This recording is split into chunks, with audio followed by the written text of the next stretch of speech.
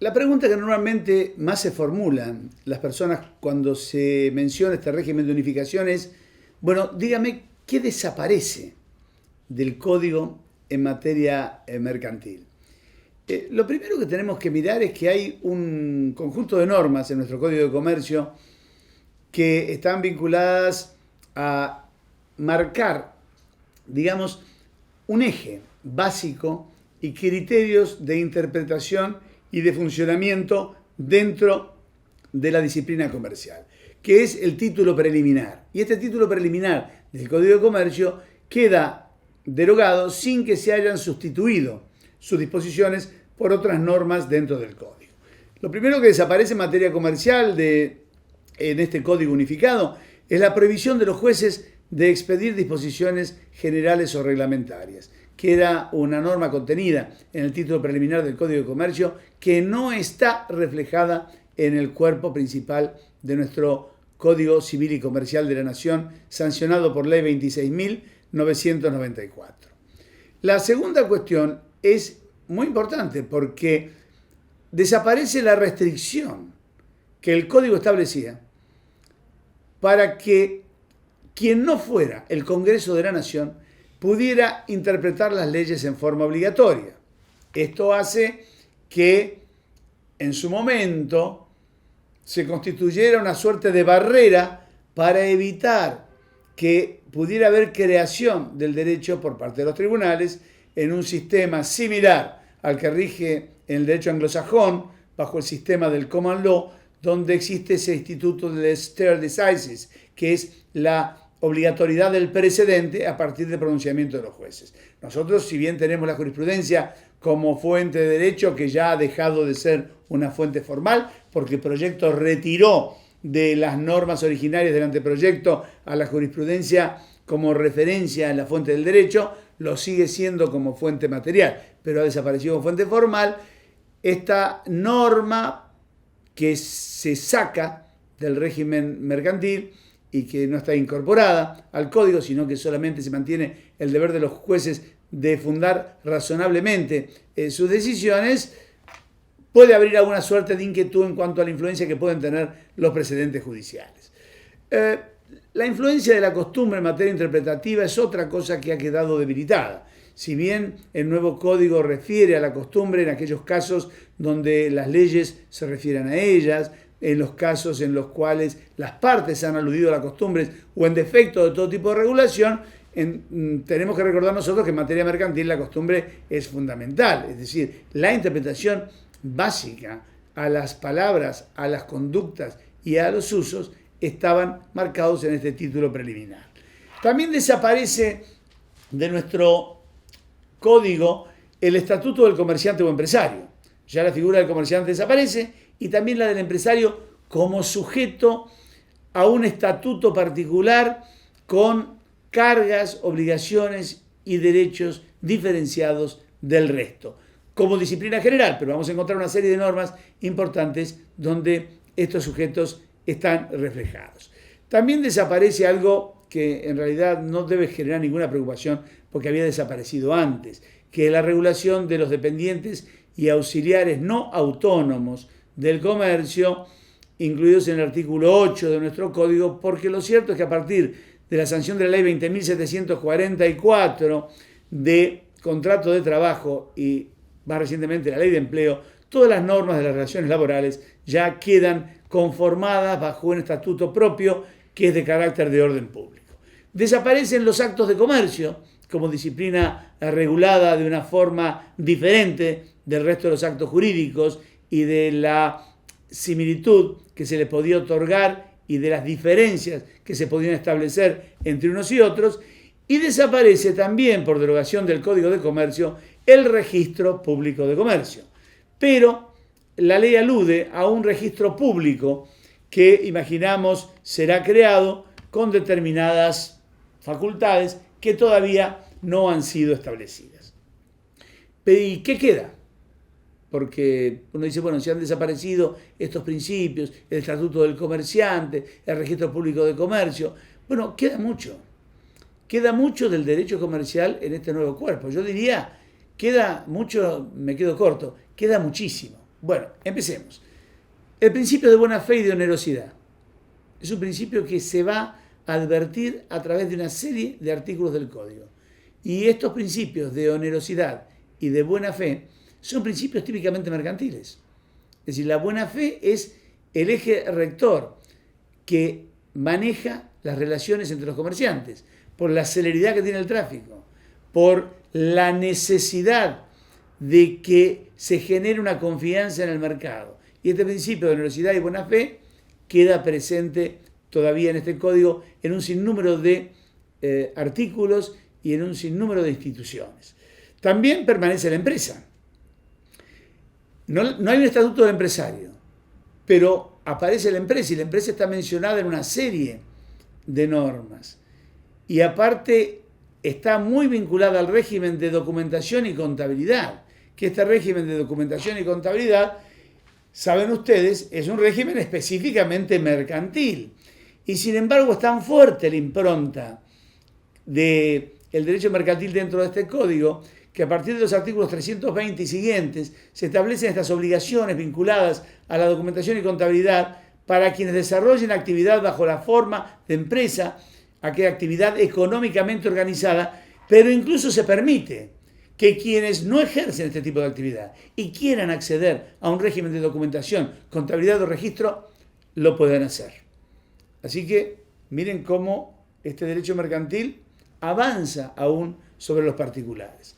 El régimen de sociedades no solamente queda, sino que se eliminan las sociedades civiles y todo el régimen societario se concentra en la ley 19.550, que deja de denominarse Ley de Sociedades Comerciales y pasa a denominarse Ley General de Sociedades. Esto indica que la mirada comercial toma al régimen societario y se unifica en él. Las otras personas jurídicas que tradicionalmente habían sido consideradas no comerciales, las asociaciones civiles, las simples asociaciones, incluso las fundaciones, van a tener una regulación en la parte general del código que no tenían hasta el día de la fecha, en forma sistemática y completa, y hay toda una mirada sobre la persona jurídica privada que tiene vinculación con el derecho mercantil hasta tal punto que para lo no regulado en ellas, supletoriamente se incorporan o deben aplicarse las normas de la Ley General de Sociedades. Se mira de otra manera a la asociación civil, a la simple asociación, no se pretende ya que persigan el bien común o que no puedan tener fin de lucro o que desarrollen un interés general, sino que bastará con que no contraríen el bien común, no contraríen el interés general y pueden perseguir el lucro tanto para ellas como para sus integrantes en la medida en que no sea el fin principal, pero se les habilita una actividad lucrativa. Y aparte en materia de personas jurídicas privadas constituidas en el extranjero, el Código Civil y Comercial de la Nación establece que estas personas serán regidas por la Ley de Sociedades 19.550. Aunque fueran una asociación civil, aunque fueran una fundación, deberán ajustarse al régimen societario. Fíjense la importancia y la presencia que tiene este derecho mercantil en estas personas jurídicas. El Instituto de la Rendición de Cuentas, contenido en el Código de Comercio, que era un instituto básicamente que funcionaba entre comerciantes, bueno, ahora se incorpora como un régimen general dentro del Código, aplicable a todo aquel que actúe por cuenta y orden de otro o en su representación existe esta obligación de rendición de cuentas. Se incorpora al régimen y al articulado del Código Civil y Comercial una teoría general sobre los títulos valores, que antes estaba contenida en las normas específicas de letras de cambio, cheque y pagaré. Hay toda una teoría general sobre títulos valores cartulares y no cartulares, sobre el régimen de pérdida, de destrucción, de eficacia, el endoso, el régimen de circulación, todo dentro de este código. En materia contractual, se incorporan las tratativas preliminares y hay toda una disciplina de la precontractualidad que es típica del derecho mercantil. En el derecho civil no hay precontractualidad. en los contratos y en las relaciones civiles, normalmente hay un acercamiento y una rápida concreción del contrato. Mientras que en materia mercantil, atento a la complejidad que tiene esta contratación, siempre hay tratativas preliminares para preparar el contrato, para establecer las condiciones de contratación, para poder reunir y cerrar los distintos vínculos que generan el negocio principal. Esto también está dentro de este Código Civil y Comercial de la Nación para incorporar normas de derecho mercantil. Y el tema de contratos. La mayoría de los contratos atípicos, los contratos comerciales, están incorporados y están regulados en el Código. La compraventa, la permuta, el suministro, la locación, el leasing, el nuevo contrato de obras y servicios, el contrato de transporte, el mandato, la consignación, el corretaje, el depósito, los contratos bancarios. Hay un conjunto de normas sobre contratos bancarios muy detallados, porque se habla del depósito bancario, de la cuenta corriente bancaria, de los contratos de préstamo y de descuento, la apertura de crédito, servicios de caja de seguridad, custodia de títulos, el contrato de factoring, la cuenta corriente, un contrato típicamente mercantil que se incorpora dentro del régimen general de los contratos, y los contratos asociativos que estaban en la ley 19.550 se trasladan en bloque al nuevo Código Civil y Comercial, el negocio en participación, las agrupaciones de colaboración, las uniones transitorias de empresa, también la concesión y los consorcios de cooperación, la agencia, la franquicia, el mutuo o el préstamo, el comodato, la fianza, los contratos onerosos de renta vitalicia, juego y apuesta, cesión de derechos, un nuevo contrato de cesión de la posición contractual, transacción, el arbitraje como contrato, el modo en que los comerciantes normalmente resuelven sus cuestiones pasa a ser un contrato dentro del régimen general de contratos del Código, y el fideicomiso. Fíjense si no hay una presencia enorme del derecho mercantil en este punto. Si nos quedamos con el tema de la empresa y de la presencia que la empresa está teniendo en este código, primero, la empresa es considerada dentro del nuevo código como una actividad económica organizada. Tiene obligación de llevar contabilidad y se amplía, como dijimos, la posibilidad a quienes no son empresarios de poder acceder a este sistema. La empresa también está presente en las normas de los contratos de consumo y en la Ley de Defensa del Consumidor, porque la empresa es considerada también un proveedor. Y alguien se preguntará cómo es posible que la empresa, algo que no es un sujeto de derecho, pueda asumir el rol de proveedor en una relación de consumo. Bueno, pues bien, el artículo 1093 del nuevo código no solamente se define al proveedor desde el punto de vista del sujeto, sino también como la empresa productora de bienes y servicios destinadas al consumidor o al usuario como destinatarios final de ese bien o de servicio producido. Y los contratos de empresa hacen, como dijimos recién, otra vez que la empresa aparezca dentro del código. En el suministro está la empresa, en el leasing está la empresa, en las obras y servicios está en la empresa, en el transporte está en la empresa, en la consignación está la empresa, en el corretaje, tal como ha sido concebido, hay o puede haber una mirada empresaria, porque la persona jurídica puede ser corredor. En el depósito, en los contratos bancarios, en el factoring, en el leasing, en la agencia, aún en contratos que tradicionalmente son considerados civiles o eran considerados civiles, también aparece la empresa, la figura del emprendedor, en los conjuntos inmobiliarios, en el tiempo compartido, en los cementerios privados y fundamentalmente en la disciplina de los contratos de consumo. El derecho del consumidor es un derecho exclusivamente mercantil, con una fuerte presencia mercantil. Y hoy el derecho del consumidor está incorporado al Código Civil y Comercial a través del régimen de los contratos de consumo. Habíamos hablado recién de rendición de cuentas, ¿no? Algo que era muy vinculado al comercio y hoy finalmente generado como un instituto aplicable a todos los sujetos. Pero fíjense que la rendición de cuentas se relaciona con un negocio. Es decir, la propia norma del Código Civil la relaciona con un negocio y establece que las cuentas deben rendirse de un modo descriptivo y documentado, con comprobantes, concordados con libros. lo que nos habla de que hay una organización empresaria detrás, si no, ¿por qué se debería llevar contabilidad? Y tiene una serie de concordancias con todo el régimen del Código de Comercio derogado. Un tema que a veces presenta inquietud y sobre el cual nos consultan generalmente es el vinculado a la unificación de los contratos. Dicen, bueno, ¿se acabaron los contratos civiles y comerciales? ¿Están unificados? No. Los contratos seguirán siendo civiles y comerciales según su propia naturaleza, según quienes intervengan en el contrato. Por ejemplo, el contrato de consumo será un contrato mercantil, porque interviene un proveedor, interviene un consumidor. Y el contrato de agencia, y el contrato de concesión, y el de franquicia, y el de factory también serán contratos mercantiles, porque son contratos de empresa, o celebrados entre empresas, con independencia de las partes, con organizaciones propias en cada uno de los sujetos que se vinculan en el contrato.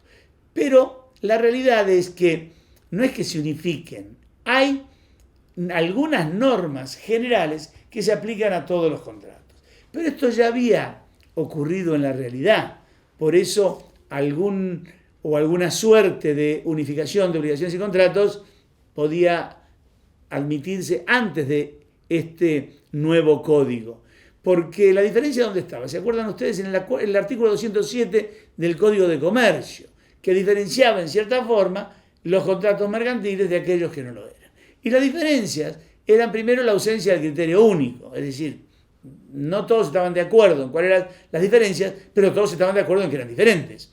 Y muchos de ellos, o alguna parte de la doctrina había dicho que esta diferencia estaba dada porque el contrato era mercantil si intervenía un comerciante, el contrato era mercantil, el viejo artículo 7 del Código de Comercio, o el contrato era mercantil si tenía por objeto un acto de comercio. Pero supongamos que diferenciamos los dos contratos. ¿Dónde estaba la diferencia? Y en las normas aplicables. Primero, en la ley aplicable al contrato mercantil en el Código de Comercio, o la ley especial, la aplicable al contrato civil, el Código Civil, o la ley especial. Pero esas leyes tenían sus propias regulaciones que en el fondo no diferían en muchas cuestiones. Primero, la clásica diferencia, la mora. La mora era automática en los contratos mercantiles, y era no automática y requería interpelación en los contratos civiles. Claro, hasta el año 1968, la ley 17.711, con la reforma del artículo 509 del Código Civil derogado de Vélez, generó la mora automática y se acabó. El pacto comisario tácito también se incorporó por la ley 17.711 en el artículo 1204 del Código de Vélez derogado. Y también se generó una equiparación en algo que era diferente. La onerosidad. La mayoría de los contratos pasaron a ser considerados onerosos. Lo realmente excepcional eran los contratos a título gratuito. La moneda de pago, que se permitía alterarla en el caso de los comerciantes y que era prácticamente única en el caso de las obligaciones civiles. Bueno, esto también la ley de convertibilidad 23.928, al modificar los artículos 617 y 619 del Código Civil, había cambiado esta diferenciación. La fungibilidad de las prestaciones, la limitación de la responsabilidad, la referencia que en el derecho mercantil se hace a los precios corrientes, el principio de la apariencia, los plazos de prescripción, también eran diferencias que se habían ido limando. La fungibilidad de las prestaciones en los contratos civiles, la alocación de inmuebles, se establecen pagos alternativos si hubiera problemas para conseguir la moneda de curso legal o la moneda extranjera en la cual se hubiera pactado la obligación. La referencia a los precios corrientes, aún en caso de intervención judicial, siempre se buscaba una referencia a los precios del mercado o a la fijación del precio por un tercero. El principio de la apariencia cada vez invadió más el derecho civil. Y de hecho hoy la teoría general de la representación que incorpora el Código Civil y Comercial es una mirada prácticamente mercantil sobre la teoría de la representación. Y los plazos de prescripción tienden, salvo en los casos de los contratos de consumo, a disminuirse y a achicarse porque se necesita una seguridad jurídica para poder funcionar. La clasificación de los contratos que en esta intento de unificación legislativa hace el Código Civil, no cambia de lo mismo que nosotros tenemos en el Código de Comercio y en el Código Civil. La clasificación de unilaterales y bilaterales, de onerosos y gratuitos, conmutativos y aleatorios, formales y no formales, nominados e innominados, pero lo más importante es que el Código incorpora una clasificación novedosa para nuestro sistema legislativo, no novedosa para la doctrina, pero sí para el sistema legislativo, que es de la mayor importancia y que respeta justamente esta identidad en los contratos mercantiles. Fíjense que la gran división o clasificación de contratos que está haciendo el legislador en este nuevo código es la de los contratos paritarios o discrecionales, suponiendo que las partes que intervienen están en igualdad de condiciones y pueden discutir libremente sobre la base de la autonomía de la voluntad, y los contratos no paritarios y no discrecionales. Totalmente lo opuesto. Aquellos casos donde una de las partes no está en la misma situación ni posición para contractuar o para contratar, que tenía o que pueden tener los que son paritarios. Y estas dos situaciones marcan a su vez, dentro de los contratos no paritarios y no discrecionales, dos supuestos diferentes. Primero, aquellos contratos donde una de las partes debe adherir a condiciones generales de contratación predispuestas, y en segundo caso, los contratos de consumo. Y esto sí es un verdadero cambio, pero apenas pongamos nuestra mirada sobre este cambio, veremos que la innovación está generada y apuntada básicamente al régimen de los contratos de consumo. Otra presencia importante en materia contractual del derecho mercantil. Desaparecen los contratos reales, casi. Digo casi porque si bien desaparecen como contratos reales los clásicos, el mutuo, el comodato, el depósito, la prenda, se mantiene como contrato real la cesión de derechos, que solamente se perfecciona con la transmisión. Mientras que en los otros contratos ya no se necesita para el nacimiento del contrato el cumplimiento de la prestación, sino que el solo acuerdo de voluntades genera el nacimiento del contrato. Contratos consensuales que generalmente son los contratos comerciales. Los contratos reales eran básicamente contratos civiles. Así que otra nueva presencia muy fuerte del derecho mercantil dentro de este Código Civil y Comercial de la Nación. El contrato en el nuevo código. Primero, acto jurídico. La definición, dice el artículo 957, el contrato es un acto jurídico. No importa su naturaleza civil o comercial, es un acto jurídico. Esto permite aplicar al contrato todas las normas en materia de validez y de vicios de los actos jurídicos en forma supletoria a lo no regulado particularmente en el contrato. Otra cosa, el contrato regula relaciones jurídicas patrimoniales. Otra importante presencia del derecho mercantil en una figura central de nuestro código como es el contrato. Y también una suerte de atomización de las figuras contractuales, porque ya no se discute más cuál es la extensión del contrato. La creación de derechos, la regulación de derechos, la modificación de derechos, la transferencia de derechos y aún la extinción de derechos son contratos. El contrato puede tender a crear, regular, modificar, transferir o extinguir. Libertad, autonomía de la libertad, artículo 958, limitada solo por la ley, el orden público, la mayoría de las buenas costumbres. Plena autonomía de la voluntad, otra mirada mercantil. Efecto vinculante, ya no se dice que es ley para las partes. El contrato tiene efecto vinculante y solo es modificable por acuerdo de partes o por intervención de la ley. La fuerza de la autonomía del derecho mercantil y de la eficacia. La buena fe como principio rector en la celebración, en la interpretación, en la ejecución y en la extensión de las consecuencias. También ahí, en esta extensión, debe primar la buena fe. Sobre parámetros de razonabilidad, cuidado y previsión para el obrar de las partes. Otra mirada mercantil. Ya no se exige solamente que no haya un engaño, que no haya una debilitación de la voluntad, no. El propio agente, aún en cualquier contratación, debe obrar con parámetros de razonabilidad, de cuidado y de previsión. Y la ley es supletoria, artículo 962. La ley será supletoria, las partes podrán pactar lo que quieran y solo la ley podrá ser supletoria y dejará de ser supletoria si la norma resultara indisponible. ¿Qué significa indisponibilidad? Bueno, indisponibilidad sería básicamente o bien que el legislador establezca que las normas no son disponibles y que las partes no pueden apartarse de lo regulado legalmente, y en segundo lugar, esta indisponibilidad, dice el artículo 962, podrá interpretarse también del modo de expresión con que la ley sanciona la norma, del contenido de la misma o del contexto en el cual la norma debe ser aplicada. Y los jueces solamente podrán intervenir en el contrato a pedido de parte.